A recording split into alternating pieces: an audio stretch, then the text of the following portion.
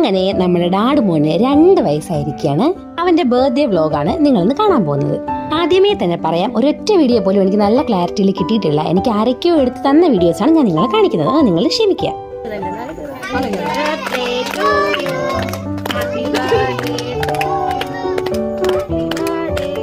വളരെ ചെറിയ എന്നാൽ അത്യാവശ്യം നന്നായിട്ട് നടത്തിയ ഒരു ഫംഗ്ഷൻ ആയിരുന്നു ഇത്. നമുക്ക് വേണ്ടപ്പെട്ട എല്ലാവരും ഉണ്ടായിരുന്നു.